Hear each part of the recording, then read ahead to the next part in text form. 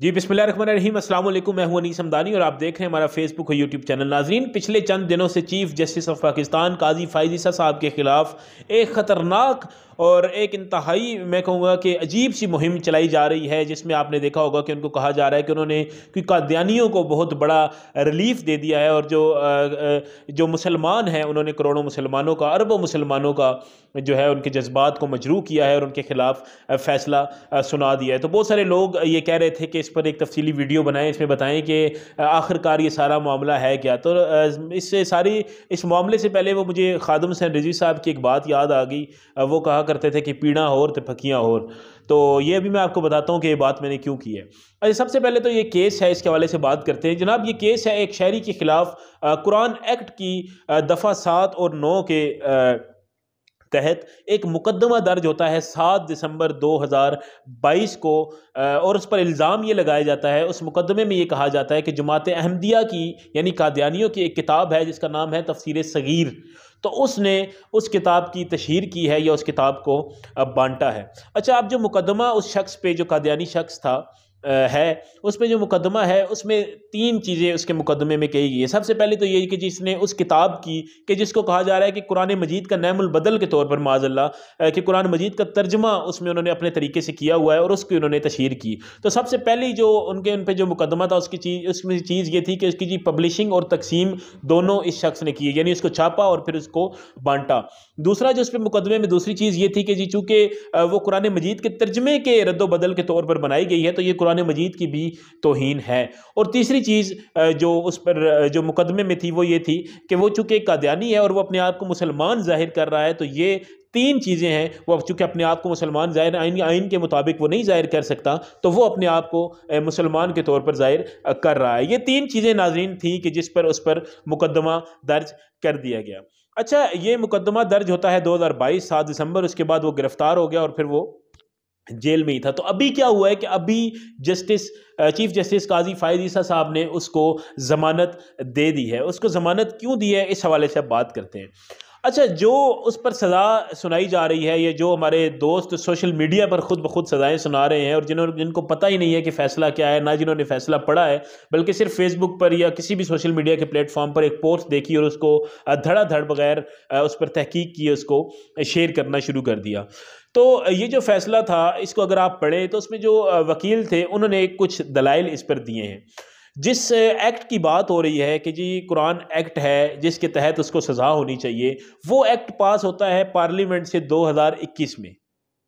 और जो इस शख्स ने ये अमल किया था, जो इसने किताब बांटी थी या जो भी इसने किया था, वो इसने किया था 2019 में। यानी जब इसने ये अमल किया था, ये किताब बांटी थी, उस वक्त ये एक्ट, ये कानून मौजूद ही नहीं था, जिसको अब हम कुरान एक्ट का नाम दे रहे हैं। ये पास होता है 2021 में और मुलजिम जो है वो ये काम कर रहा था 2019 में।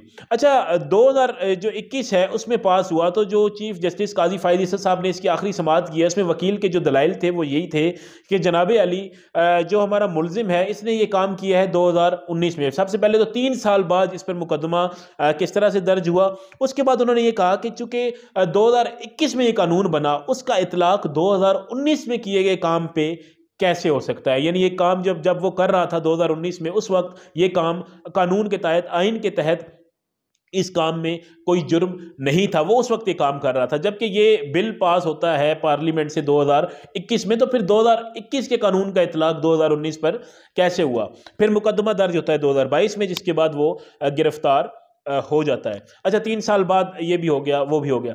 अच्छा, अब जो 2021 में ये कानून बना था, जो कुरान एक्ट है, इसके तहत अगर कोई शख्स ये काम करेगा जो कि इन्होंने किया, इस किताब की तशहीर की या कुरान मजीद की, जो शख्स ये काम करेगा उसको 6 माह की सज़ा दी जाएगी।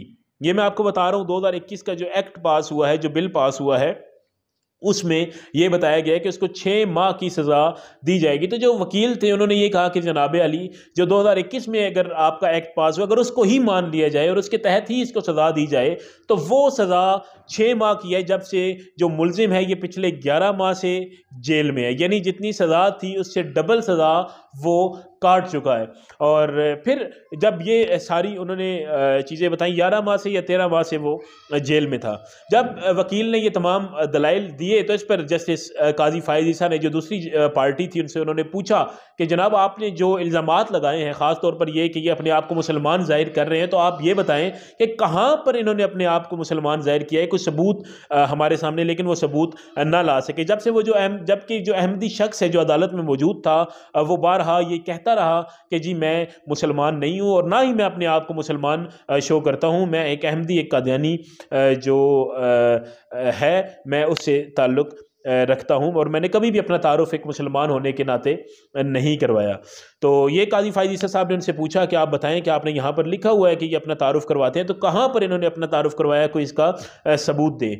और फिर उसके बाद काजी फायज़ ईसा साहब ने कहा कि अगर मान भी लिया जाए कि इन्होंने काम किया है, इन्होंने तशहीर की है इस बिल के मुताबिक भी, तो 6 माह इसकी सज़ा होती है, जबकि ऑलरेडी ये 11 माह इसकी सज़ा काट चुके हैं। तो तकरीबन डबल वक्त हो गया है कि ये सज़ा काट रहे हैं, तो इसलिए उन्होंने उनको ज़मानत दे दी। तो ये सिर्फ काजी फायज़ ईसा साहब नहीं थे, बल्कि 2 रुकनी बेंच था, जस्टिस मुसरत हलाली साहिबा भी, वो भी इसमें शामिल थी और उन्होंने भी इस फैसले की तायीद की और उन्होंने कहा कि बिल्कुल एक दुरुस्त, एक मेरिट पे, आइन के मुताबिक ये फ़ैसला हुआ है। तो नाज़रीन, सबसे पहले ये फ़ैसला तो आपको मैंने बता दिया और इंतहाई शॉर्ट मैंने आपको बताया कि ये क्या था और किस तरह से ये फ़ैसला आया। लेकिन एक चीज़ हमें ज़रूर अपनी ज़हन में रखनी चाहिए कि किसी भी जमात के मफाद की खातिर या अपने मफाद की खातिर कम अज़ कम अपने दीन को, अपने इस्लाम को दाव पे नहीं लगाना चाहिए।